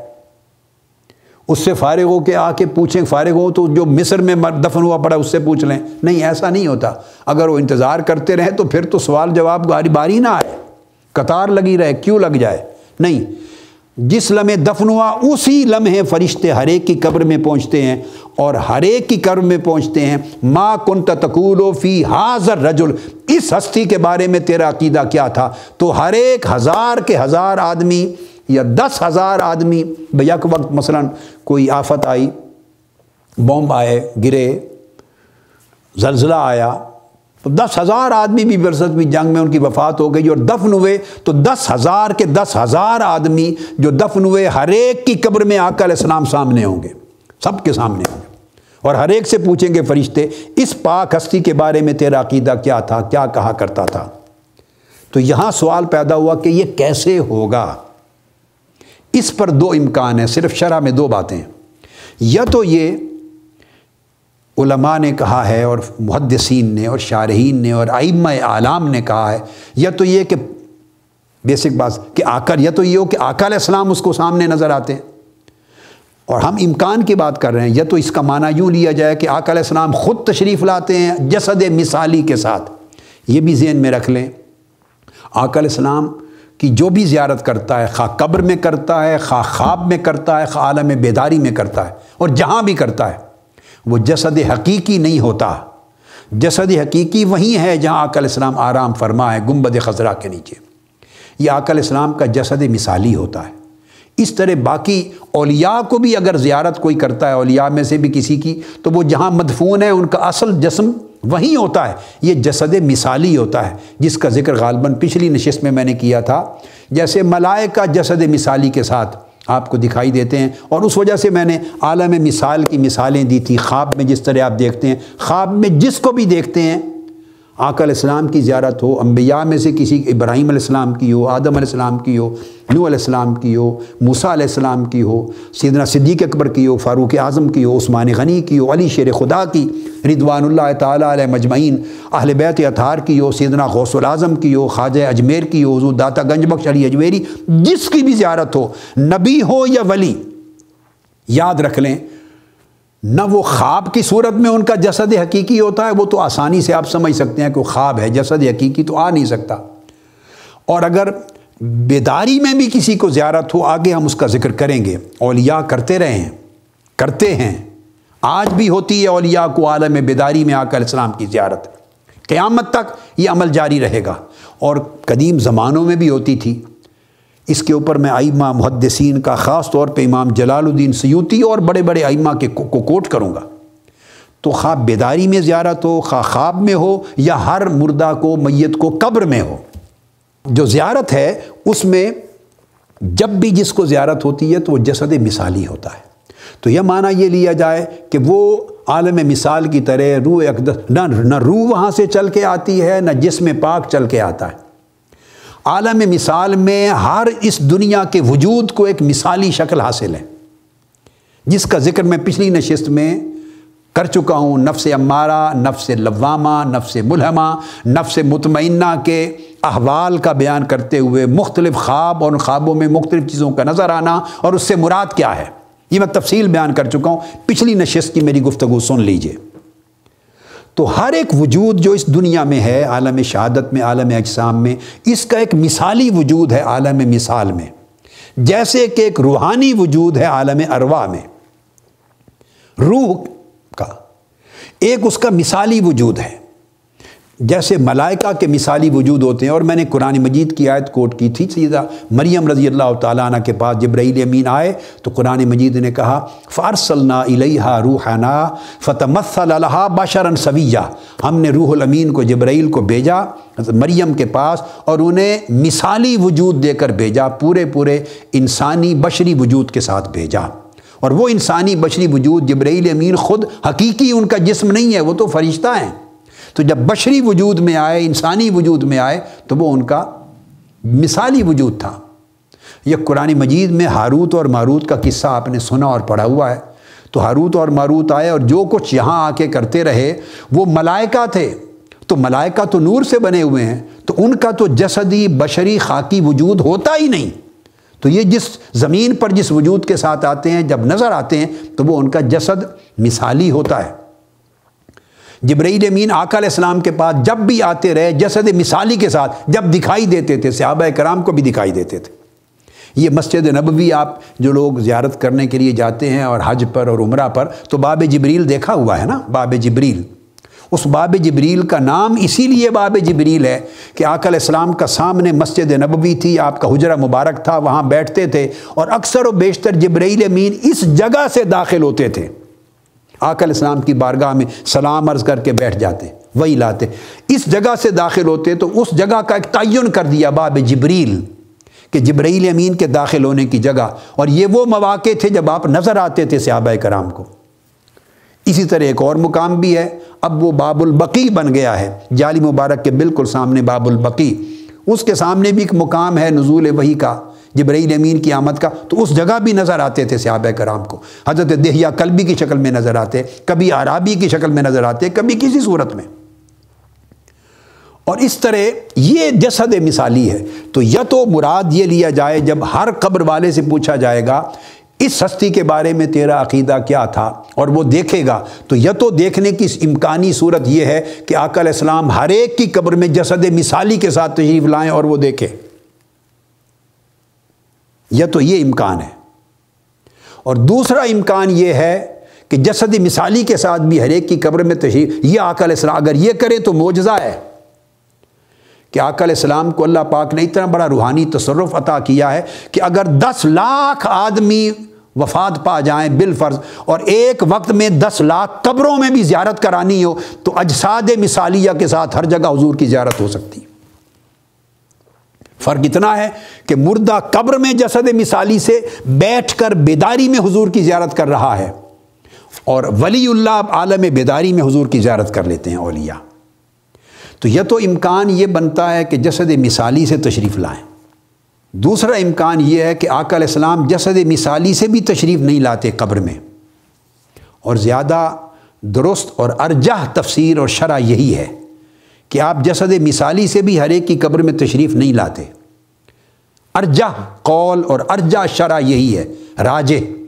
زیادہ وقی، زیادہ وزنی، زیادہ آقا علیہ السلام کی شان کے ادب کے لائق، مقام نبوت کے ادب کے لائق۔ دوسری جو شرح کر رہا ہوں وہ یہ کہ جسد مثالی سے ہر قبر میں تشریف نہیں لائیں اور نہیں لاتے، بلکہ کیا ہوتا ہے، وہ قبر والے کی آنکھوں سے پردہ اٹھا دیا جاتا ہے، کشف، جس کی بات ہم کر رہے تھے، اس وجہ سے یہ حدیث میں لایا۔ تو دوسرا امکان یہ ہے اس کی شرح کا کہ اس کو کشف کرایا جاتا ہے، اور وہ کشف مومن و کافر ہر ایک کے لیے اللہ پاک یکساں کر دیتا ہے، چونکہ اس کی آخرت کا فیصلہ کرنا ہے، ہر ایک کے لیے یکساں کر دیتا ہے۔ تو پردہ اٹھا دیا جائے، آقا علیہ السلام وہیں تشریف فرما ہیں، آرام فرما ہے مدینہ پاک میں گنبد خضرا میں، اور وہ ہر مرنے والا امریکہ سے لے کے افریقہ تک اور عجم سے لے کے عرب تک اور مشرق سے مغرب تک، اگر 10 لاکھ آدمی بھی ہیں تو پھر پرابلم نہیں رہتا ہے، ہر کوئی اپنی قبر میں فرشتوں کو جواب دے رہا ہے، مگر ہر ایک کی آنکھ سے پردہ اٹھا دیا جاتا ہے، اور جب پردہ اٹھتا ہے تو اس کو کشف کی حالت ہوتی ہے، اور وہ وہیں اپنی قبر سے آقا علیہ السلام کا دیدار کرتا ہے۔ اور جب پردہ اٹھ جائے تو پردہ نہ صرف قبر کی دیوار کا اٹھتا ہے بلکہ فاصلے کا بھی اٹھتا ہے اور زمانے کا بھی اٹھ جاتا ہے۔ یہ مثالیں میں آپ کو دے چکا ہوں، یعنی قبر اور مٹی کی دیوار یہ بھی پردہ حجاب ہے، اور فاصلہ قبر کہاں ہے اس بندے کی اور مدینہ پاک کہاں ہے تو فاصلہ بھی حجاب ہے، اور زمانہ بھی حجاب ہے۔ تو بیک وقت سارے پردے اٹھا دیے جاتے ہیں، رفع حجب، سب پردے اٹھتے ہیں، زمانے کا پردہ بھی اٹھ جاتا ہے، اور وقت کا پردہ بھی اٹھ جاتا ہے، فاصلے کا پردہ بھی اٹھ جاتا ہے، اور قبر کی دیوار کے مٹی کے پردے بھی اٹھ جاتے ہیں۔ جب سارے پردے اللہ پاک اٹھا لیتا ہے تو وہ صاحب قبر میت وہیں سے آقا علیہ السلام کا وہاں سے دیدار کر لیتا ہے، مگر جب پردہ اٹھ جاتا ہے تو فاصلہ نہیں رہتا، اس لیے وہ یوں لگتا ہے جیسے آقا علیہ السلام بالکل آنکھوں کے سامنے ہیں، میری قبر کے اندر یہیں تشریف فرما ہے، بالکل سامنے کھڑے ہیں۔ نظر چونکہ قریب سے آتے ہیں، وہ اس لیے آتے ہیں، میں نے آپ کو سمجھا دیا نا کہ جو ہی قبر کا، دیوار کا، مٹی کا پردہ اٹھا، وقت کا پردہ بھی اٹھا تو فاصلے کا پردہ بھی اٹھ گیا، اور فاصلے نہیں تو دور اور نزدیک بنا رکھا تھا۔ اگر فاصلے کا سپیس کا وجود نہ ہو تو نہ کوئی دور رہے نہ کوئی نزدیک ہو، اگر فاصلہ سپیس کا وجود نہ رہے تو نہ کوئی قریب ہو نہ کوئی بعید، اور اگر وقت کا وجود نہ ہو تو نہ کوئی ماضی ہو نہ کوئی مستقبل، پھر تو ایک ہی یونٹ ہو جائے۔ تو جب پردہ اٹھتا ہے تو ماضی اور حال ایک پلیٹ میں آ جاتے ہیں، ایک ہاتھ کی ہتھیلی پر آ جاتے ہیں۔ وقت کا پردہ اٹھتا ہے، اور جب فاصلے کا پردہ اٹھتا ہے اسپیس کا تو دور و نزدیک ہتھیلی کی طرح سامنے آ جاتے ہیں۔ تو ہر قبر والے کو کشف ہوتا ہے، اور جب اس کا پردہ اٹھایا جاتا ہے تو آقا علیہ السلام کو بالکل سامنے دیکھتا ہے، اور جب سامنے دیکھتا ہے تو فرشتے تو دیکھ ہی رہے ہوتے ہیں، اب جب قبر والا بھی دیکھنے لگ جاتا ہے تو ہاذا ضمیر اسم اشارہ جو ہے، یہ جو قریب کے لیے ہے اشارہ، وہ پھر جائز ہو جاتا ہے، مفہوم ہو جاتا ہے، اس کی سمجھ میں آتا ہے کہ میرے سامنے ہے۔ تب فرشتے پوچھتے ہیں یہ جو ہستی سامنے دیکھ رہے ہو پردے اٹھ جانے کے بعد، حالانکہ آقا علیہ السلام اپنی شان اقدس کے مطابق ہوتے اپنے گنبد خضرا اور اپنی آرام گاہ پر ہی ہیں، اور یہی دوسرا امکان جو ہے یہ مطابق ادب ہے، مطابق شان محمدی ہے۔ میں نے تو صرف امکانات کے لیے پہلی بحث کی تھی آپ کو کہ 2 پاسبلٹیز ہیں، تیسری کوئی نہیں، تیسری کوئی پاسبلٹی نہیں ہے۔ میں نے تو بات کو کھول دی اور دونوں کو بیان کر کے کہا کہ جو زیادہ بہتر اور ارجح اور اثبت اور اعقل اور اصلح یہ ٹرمز ہیں، وہ یہ ہے کہ آقا علیہ الصلوۃ والسلام کی وہ زیارت کرتا ہے پردہ اٹھ جانے کے بعد قریب سے۔ تو اب یہاں صورت یہ ہوئی کہ جب ایک عام آدمی قبر میں اس کا پردہ اٹھ جاتا ہے، اس کو اٹھا دیا جاتا ہے، بٹھا دیا جاتا ہے، اور اس کا پردہ اٹھتا ہے تو وہ گنبد خضراء میں آ کر اسلام کو دیکھ لیتا ہے اور بالکل قریب سے دیکھتا ہے کہ فرشتے کہتے ہیں اس ہستی کے بارے میں کیا عقیدہ تھا، کیا کہا کرتا تھا۔ تو جب اس آدمی کا پردہ اٹھ جاتا ہے تو یہی کشف ہے جو صاحب ولایت ہو جاتے ہیں، ان کے قلب کے جب حجابات اٹھتے ہیں تو وقت کے حجاب بھی ان کے لیے اٹھا دیے جاتے ہیں، فاصلوں کے حجابات بھی اٹھا دیے جاتے ہیں، اور دیگر قدورتیں اور کثافتیں جو مادی دنیا کی جو رکاوٹ بنتی ہیں کسی چیز کو دیکھنے کے لیے، وہ سب رکاوٹوں کے حجابات اٹھا دیے جاتے ہیں، تو وہ دور سے اسی طرح دیکھتے ہیں جس طرح کسی کو قریب سے دیکھتے ہیں۔ اس پر انشاءاللہ تعالی ہم گفتگو آگے چل کے کریں گے، جب ہم اس آگے آئیں گے۔ تو یہ اس حدیث کے تحت ایک بیان تھا جس کو میں نے مکمل کیا۔ اب کچھ اور واقعات بھی لیتے ہیں، یہ تو آپ کو بیان ہو گیا۔ اب آ جائیں حدیث پاک کے اور آگے بیان کی طرف۔ ایک اور واقعہ آتا ہے، آقا علیہ الصلوۃ والسلام نے اپنی حیات طیبہ میں کئی ایسے واقعات اپنے کشف سے صحابہ کرام کو بتائے، جن میں سے کئی کا ذکر پہلے ہم کر چکے ہیں، بعضوں کا آج مزید کر رہے ہیں۔ بیان کی آقا علیہ الصلوۃ والسلام نے جو ننگی آنکھ سے نظر نہیں آ سکتی کوئی چیز، اور حدیث لیتے ہیں یہ صحیح بخاری کی، سارا جتنا بھی بیان ہے حدیث کا جہاں بھی ذکر کر رہا ہوں صحیح بخاری اور مسلم متفق علیہ سے لے کے کر رہا ہوں، تاکہ دیکھیے نا دو قسموں کے لوگ ہو سکتے ہیں۔ ایک تو وہ لوگ جو کہیں گے ہم سرے سے مانتے ہی نہیں ہیں، خواہ قرآن میں آ جائے یا حدیث میں آ جائے ہماری عقل نہیں، وہ جب کہیں گے نہیں مانتے تو ان سے پوچھیں آپ کے نہ ماننے کا کوئی معیار، کوئی دلیل بھی، کہتے میری عقل نہیں مانتی۔ تو اگر تو کوئی فیصلہ صرف اپنی عقل سے کرنا چاہتا ہے، نہ قرآن سے نہ حدیث سے، تو اس سے تو سر دست بحث نہیں ہے۔ وہ عقل پر گفتگو بہت کر چکا ہوں اور آگے بھی آئے گی، عقل کا حساب کتاب کر لیں گے، اور پہلے بھی بہت ہو چکی۔ اگر ایک کہتا ہے میرا بالکل انکار، میں نے ماننا ہی نہیں ہے، خواہ قرآن میں آ جائے میری عقل نہیں مانتی، خواہ حدیث میں آ جائے، اس سے تو سر دست بحث نہیں۔ اس سے اور طریقے سے ہم ڈیل کریں گے، اور طریقے سے ایڈریس کریں گے، اسے اور طریقے سے سمجھانے کی کوشش کریں گے۔ وہ سمجھاتے چلے بھی آ رہے ہیں پچھلی بہت ساری نشستوں میں، جس میں علم الحواس اور علم العقل کی باتیں کی ہیں، اور آگے بھی آئیں گی۔ جب وجود باری تعالیٰ کی بات آئے گی، علم بالوحی کی بات آئے گی، اس وقت عقل کو بھی کھڑا کر لیں گے سامنے، تو اس کا بھی موازنہ کر لیں گے کہ وہ اس کی روح سے کیا سمجھ میں آتا ہے کیا نہیں۔ لیکن جو انکار کر دے عقل نہیں مانتی، وہ تو کیس ہی سیپریٹ ہو گیا۔ اب اس وقت گفتگو تو ان لوگوں کے لیے ہے جو کہتے ہیں نہیں جی میں قرآن کو ہر حکم کو مانتا ہوں، حدیث پاک کو مانتا ہوں، آقا علیہ السلام کا فرمان میری سر آنکھوں پر ہے۔ تو جو آدمی آقا علیہ السلام کے فرمان کو، حدیث کو مانتا ہے، تو پھر اس کے انکار کا سبب نہیں ہونا چاہیے۔ ہاں وہ بھی انکار کرنے کی اگر اس کی طبیعت چاہے، حدیث کو بھی مانے، قرآن اور حدیث کو بھی مانے، اور انکار بھی کرنا چاہے، تو پھر کو وہ لیت الال حجت اور بہانے تلاش کرے گا کہ حدیث ضعیف ہے، یہ فلاں میں نہیں ہے، فلاں میں نہیں ہے۔ اس کی بحث ہم آگے چل کے کریں گے جب علوم الحدیث پر آئیں گے۔ مگر اگر کسی نے لیت الال کرنی ہے اور یہ بہانہ بنانا ہے کہ حدیث ضعیف ہے، تو ہم نے وہ حجت بھی ختم کر دی، تمام کر دی اس کی وہ حجت، کہ ہم نے اس کو یہ موقع بھی نہیں دیا۔ سارا بیان، ایک ایک چیز، ایک ایک واقعہ بخاری مسلم کا متفق علیہ حدیث سے ہو رہا ہے، اس سے اونچے مرتبے کی کوئی سندی حدیث کی نہیں، تو لہٰذا اس کے لیے انکار کا گنجائش بھی نہیں ہے۔ اب اس میں اس کے بعد شرع اور تعویل آ جاتی ہے، اس پر ہم گفتگو ساری کر چکے ہیں۔ لہٰذا سوائے تسلیم کرنے اور ماننے کے مومن کے لیے اور کوئی راستہ نہیں ہے۔ اب اسی طرح آگے ایک حدیث لیتے ہیں، یہ صحیح بخاری کی حدیث ہے، بار بار امام بخاری نے اس کو روایت کیا ہے مختلف سندوں سے۔ آقا علیہ الصلوۃ والسلام، میں اس کی تفصیل میں نہیں جاتا، ریلیونٹ حصہ جو موضوع سے ہے اس کو کوٹ کرتا ہوں، بیک گراؤنڈ سن لیں کہ آقا علیہ السلام اپنے وصال سے 1 سال قبل، وصال مبارک سے 1 سال قبل، صحابہ کرام کو ساتھ لے کر غزوہ احد کے شہداء کے مزارات پہ تشریف لے گئے، اور آقا علیہ السلام نے وہاں نماز پڑھائی اور ان کے لیے دعا کی، اور ان کے مزارات کو دیکھا اور ان سے خطاب کیا، بات کی۔ وہاں آقا علیہ السلام نے شہداء احد کے مزارات کی صحابہ کرام کو زیارت کروائی، وہاں لے گئے، دیکھ فارغ ہو کر نماز پڑھائی، اور فارغ ہو کر آقا علیہ السلام نے وہاں ممبر رکھوایا، اور منبر پہ قیام کیا، اور قیام کر کے آپ نے خطبہ ارشاد فرمایا، اس صحابہ کے اجتماع سے جو مزارات شہدائے احد پر واقع ہوا، جو اجتماع، اس سے خطاب کیا، اور اس میں سے وہ ایک حصہ آقا علیہ السلام نے فرمایا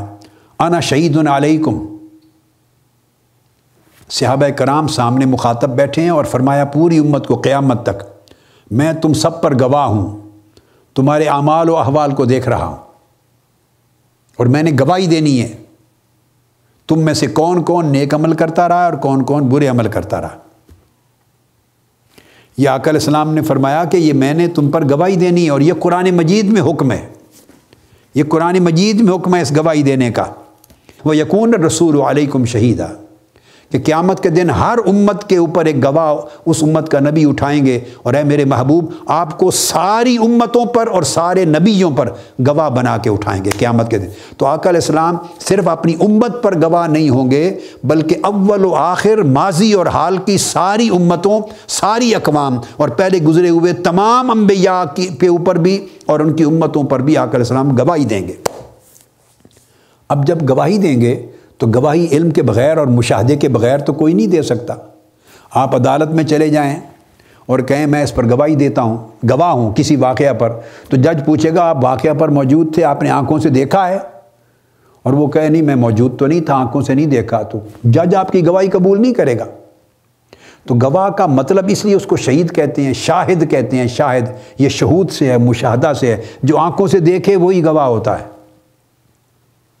جو آنکھوں سے دیکھے وہی گواہ ہوتا ہے۔ یا پھر علم بالوحی ہو، اللہ کی طرف سے عطا کردہ علم یقینی ہو، وہ گواہ ہوتا ہے۔ اب امتی کے ایک ایک عمل پر گواہی دینا صاف ظاہر ہے کہ ایک ایک امتی اور 1,24,000 انبیاء کی امتوں کے اعمال و احوال قرآن مجید نے تو بیان نہیں کیے، تو قرآنی وحی کے ذریعے تو علم نہیں ملا، یا وحی خفی کے ذریعے علوم عطا ہوئے ہیں تو اس کا حصہ ہے، یا پردے اٹھے ہیں ماضی اور حال کے تو مشاہدے کا حصہ ہے، اور تو تیسرا راستہ کوئی نہیں۔ بھئی شعیب علیہ السلام کی امت کے سارے کس نے کیا کہا، کس نے کیا کہا، کس نے کیا کہا، کچھ واقعات بیان ہوئے ہیں، اور وہ بھی 25، 30، 40 انبیاء اور رسول سے زیادہ نہیں ہیں۔ تو 1.25 لاکھ انبیاء کی امتوں کے ساتھ کیا بیتا اور انبیاء کے ساتھ کیا بیتا، ان کا تو نام ہی نہیں آیا قرآن مجید میں۔ تو ان امتوں پر بھی آقا گواہ ہوں گے، وَجِئْنَا بِكَ عَلَىٰ هَٰؤُلَاءِ شَهِيدًا، آپ کو ان سب انبیاء اور ان کی امتوں پر گواہ بنا کے اٹھایا جائے گا۔ تو ان کا ذکر قرآن مجید نے تو کیا نہیں، تو اس کا مطلب ہے قرآنی وحی میں تو نہیں اطلاع آئی۔ تو پھر دو ہی راستے رہ گئے ہیں، یا قرآنی وحی کے علاوہ جو اللہ رب العزت حضور کو وحی خفی کے ذریعے اعلام کرتے، علم مغیبات عطا کرتے، ماضی سے مستقبل کا، یا اس علم کے ذریعے خبر ہوئی تو آقا گواہ بنے، اور یا آقا علیہ السلام کی چشمان مقدس سے ماضی اور حال کے تمام زمانوں کے پردے اٹھا دیے گئے، اور کشف اتنا قوی ہو گیا کہ آپ ہر چیز اس طرح بیان کرتے ہیں جس طرح گواہ اپنی آنکھوں کے سامنے ہونے والے واقعہ پر گواہی دیتا۔ اور آقا علیہ الصلوۃ والسلام یہ فرمائیں گے جو میں نے حدیث کوٹ کی، میں تم پر گواہ ہوں۔ اور گواہ کا مطلب کیا ہے؟ حضور علیہ الصلوۃ والسلام نے فرمایا کہ ہر روز تمہارے اعمال مجھ پر پیش کیے جاتے ہیں، مگر یہ چیز اس سے بھی بڑی عجب ہے، اور وہ یہ کہ حضرت عبداللہ بن مبارک نے فرمایا، یہ میں کوٹ کر رہا ہوں، المدخل امام ابن الحاج کی، امام ابو عبداللہ محمد بن محمد المالکی، مالکی امام ہے، بڑے عظیم الشان فقی ابن الحاج المالکی، ان کی فقہ اصول الفقہ پر کتاب ہے المدخل،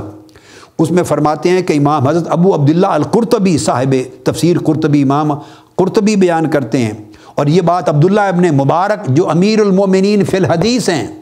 امام بخاری کے دادا شیخ ہیں،